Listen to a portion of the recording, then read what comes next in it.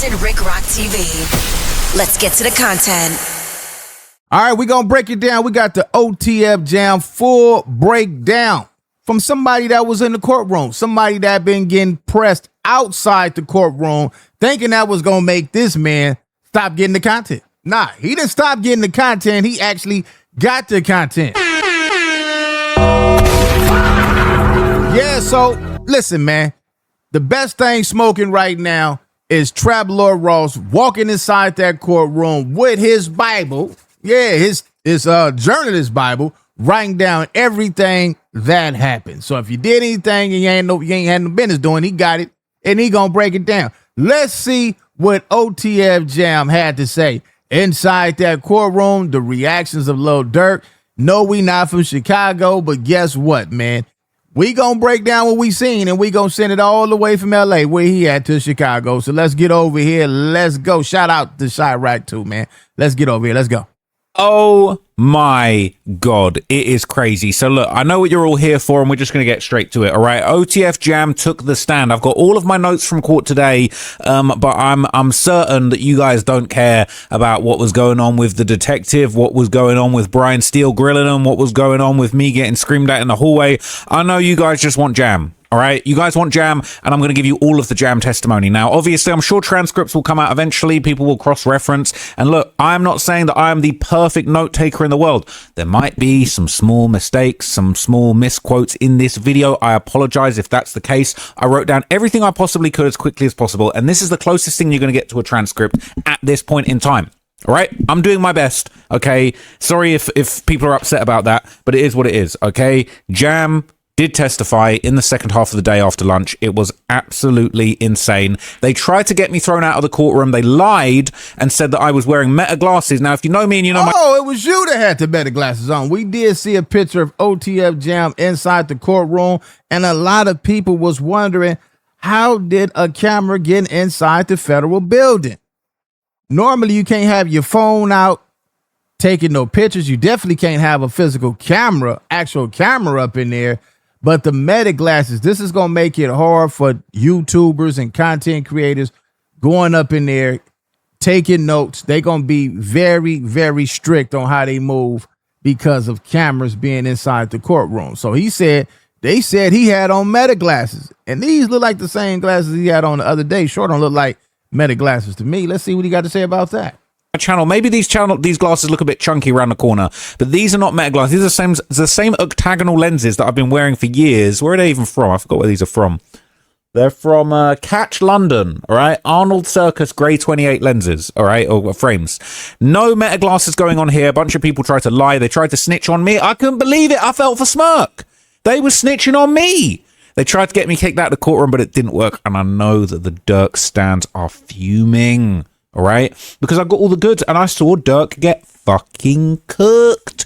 Jam absolutely went crazy. He went ballistic on that stand. Okay, so let's get into it. All right, let's just get into it. I've got so many you won't believe everything Jam said, and I'm going to tell you absolutely everything that he said. We believe everything that he said. If you said he said it, we believe it. You ain't got no reason to lie. You got a book. You went up in there with notes. I want to hear the notes. Let me stop talking. Let's get to the notes. There were moments where I felt sympathetic. There were moments that people were probably angry at him. But here it is. They brought out Jam. All right. It was freaking crazy. They brought out Jam, and the first thing they said, all right, they basically said, before Jam hit the stand, they said, look, we're going to have cooperators coming in to testify, all right? You got to treat them like you would any other witness. They are in custody. They're not wearing suits, but the judge said you got to treat them like any other witnesses. And while this was going on, Durk was kind of like swiveling in his chair, like he was nervous as hell, all right? He put on a fake smile when he spoke to his lawyer, like he was acting like he wasn't just about to get absolutely deep, battered, and fried. It was, I would not want to be Durk today. It was an absolutely awful day. I was getting a hard time in court, but it wasn't a shred on what Durk was going through. Absolute cookout was going on. So they brought in Jam, all right? Durk looked back at Jam, and it was weird because they sort of brought Jam. I thought Jam was going to come out from behind the judge, and it's like they brought Jam past, but then they kind of tucked him away. It's like, imagine like, I don't know, almost like a stage, like you know, it's like a podium, but there's gaps on either side of it. So we kind of saw Jam walk past and then back behind it. Durk looked around and saw Jam, caught a glimpse of him, and then he disappeared again. So you could tell his heart was probably beating. Wow. Well, Durk did make that song. Ain't no need to go to trial if your homie told. It seemed like he knew before ahead of time that somebody was going to tell on him or either told on him. He probably got wind, man. Somebody telling on you, man. They going to be coming to get you real soon. It's always the closest ones to you be the first ones to do you, man. Now, I seen in the comment section where people said Jam had a reason to tell. Some people said his baby mother. Some people said it wasn't his baby mother who got unalive. I don't know anything about that. I'm just going by what I see in the comment section, what you guys are saying. Man, let's get back to this, man. Through his chest.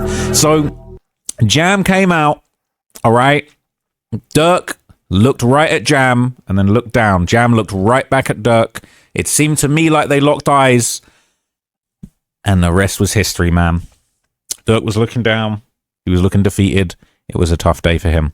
So the first thing they said, or I wrote down pretty much everything that Jam said. All right, the prosecution asked him, you pled guilty to federal crimes. What were those crimes? And apologies if I got some of the wording on this wrong. I'm not perfect. I'm writing all these notes by hand. My fingers are sore. I have literal calluses. I've got a big sore callus on my thumb where I'm holding the pen, but I'm going hard for you guys to get you as much info. So if any of this is slightly wrong, I apologize. This is all alleged, and this is Jam's testimony, okay? I'm not going to have Durk's team screaming in my face again. Not having that, all right? Very unprofessional. But anyway... He said, I've pled guilty to federal crimes of conspiracy to commit murder for hire, kidnap for murder, and robbery murder. 3 murders. He copped out to 3 murders for his deal. Jam 3 murders for his deal. And he got to testify on Durk.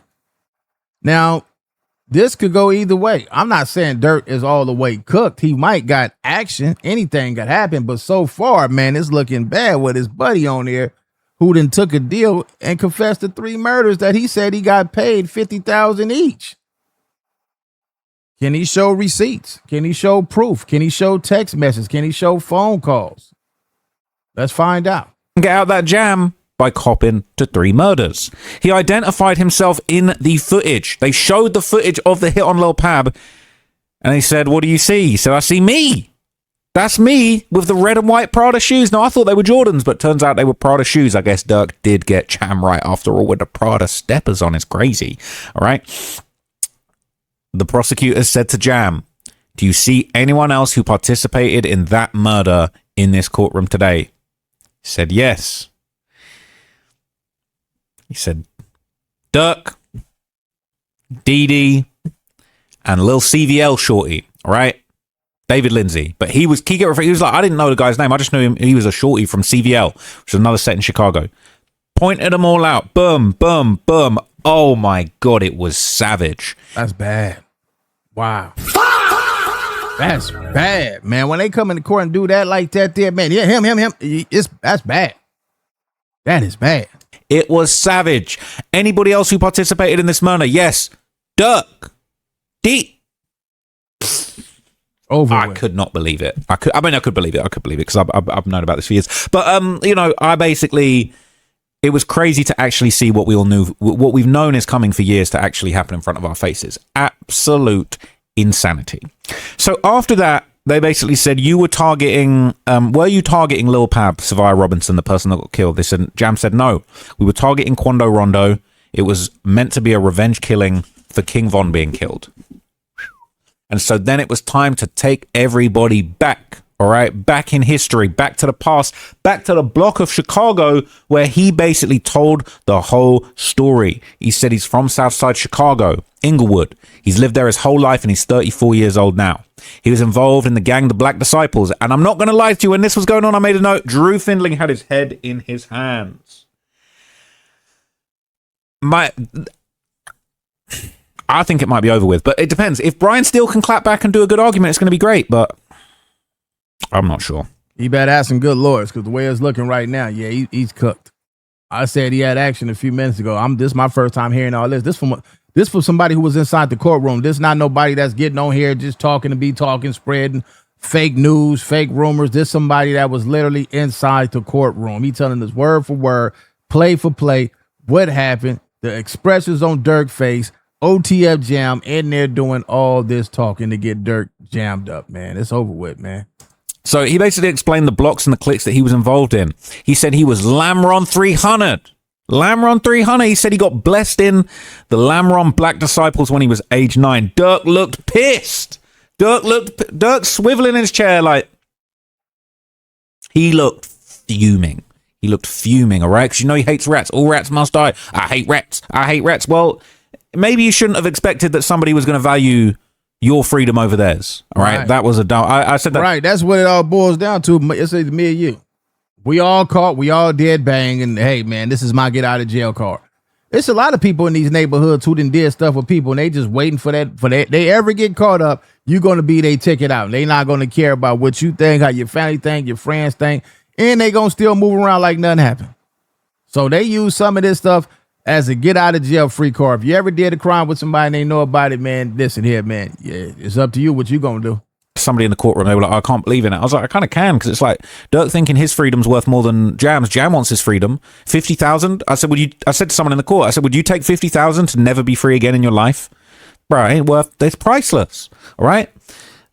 I don't abide by the street code. I'm not a gangster, so I can't abide by these ridiculous street codes that you're going to go down and just be solid. So Drew's got his head in his hands. He said, I became a Black Disciple leader. He said stuff about the Black Disciple leadership structure I'd never heard before in my life. He said, I became a minister in the Black Disciples, the BD and the Black Disciple Nation, and it came with a lot of authority. He said that meant I can direct younger members. And they said, how do you rise through the ranks? He said, you can rise through the ranks different ways. They said you can rise through money. They said you can rise through inheriting power from your family, your relatives, if you're, you know what I'm saying? Hang on. How can I turn that off? Why is that coming through my computer? That's odd. Because you got it hooked up to your road council. Take it off so we can finish hearing what happened, man. I don't even have a device that would be making that sort of noise. So anyway, in addition to that, all right, we basically then heard, okay, that he said, I rose to power in the Black Disciples through violence. He said Lamron and 300 is the same thing. He said 300. I'd never heard this before. They said, where does 300 come from? This is the first time Durk's whole gang affiliations got blown wide open, all right? He blew the back doors wide open on this situation. Pause. Now y'all see why so many murders in Chicago. He just broke it down what they saying. You got to get initiated through violence. That's bad, man. That's bad right there, man. Violence on who? Your own folks? Nobody else, huh? He said 300. It comes from the movie 300. We never back down. Lamron never backed down. Lamron will never back down like the Spartans. All right. And when he said that, Durk gritted his teeth. Durk was like, "Wow." He grimaced. All right. He said, Lamron 300, we the Spartans, we never back down. Bro, I ain't never heard no Chiracology, no nothing talking about that before. Jesus Christ. This is going to be a long video. They said, how does the Black Disciples work? He said, we had regular gang meetings where Durk and Dee Dee participated. They had Black Disciple Nation business. They had regular Black Disciple meetings every Friday. But also, if something went down, we would have an emergency BD meeting, depending on the situation. They said that sometimes there'd be other BD cliques. Lamron 300 was its own clique, but sometimes other BD cliques would be convened for these meetings. If there was beef between the cliques, they might meet up and try and squash it. It's time for y'all to listen, man. Hey, look, wake up, man. Y'all got to take this in consideration. I think it's time for people to say, you know what? I'm out. This is the blueprint of what's going to happen to everybody that's still playing around out there. This is the blueprint. No matter how smart, how wise you think you is, there's only a moment that you're going to get away with it. But when it all hit the fan, everything is going to get exposed. Nothing is a secret, and these dudes can't keep it. So y'all better pay attention to what's going on and use this as a blueprint to get out the way before they put you in their way. And it's easy to get in, but it's hard as hell to get out. Y'all better pay attention. He said, explained some slang. He said, get into it means beefing with each other. He basically said that murders could be discussed at those meetings. You might discuss, gangs and cliques that are into it with each other beefing. He said, I took an oath to the BDs to get blessed in. Bro, people talking about, OTF, it's just some music shit. It's not some mafia or John Gotti shit. This ain't a mafia trial. They sounded like the mob. And Durk said in that song, what is it? Went Hollywood for a year. We ain't moving like no street N-words. We moving like the mob. Apparently they were. Jam said, I took an oath when I was blessed into the BDs and I got to abide by 3 laws. I have to sacrifice my life for the nation causes. I have to abide all commands of kings and chiefs. And when he said that, I went, whoa. I have to abide all commands of kings and chiefs? Wow. Well, like King Von? Well, like Chief Wook? Well, like Chief Keef? Kings and Chief? Oh. Kings and Chiefs. King Von. King David on King David. It's all making sense. I ain't never heard none of this about the BDs before. Boy, they giving up all details. This gonna be a good movie. The Keefy D gonna be a good movie. We got Mo 3. That's gonna be a good movie. That trial should be coming up. Who else? Who else we got? The Big U trial coming up. These are all going to be movies, man. Insane. He letting the nation business be known. And number 3 said, I will salute all members of the BDs with a clutched hand and a clenched fist. He said he put his life on the line for the BDs. That's what he signed up for. He said the BDs don't tolerate no disrespect. To be a BD, you got to be loyal and trustworthy to your brothers. They said you got to be able to count on other BDs. When people go to jail and cooperate, you got to count on each other. You must never testify against other members. Oh, so forth. Hey, man. That didn't hold up so well. That didn't hold up. What about when your members go to jail, you bail them out, man? You put money up for bomb lawyers.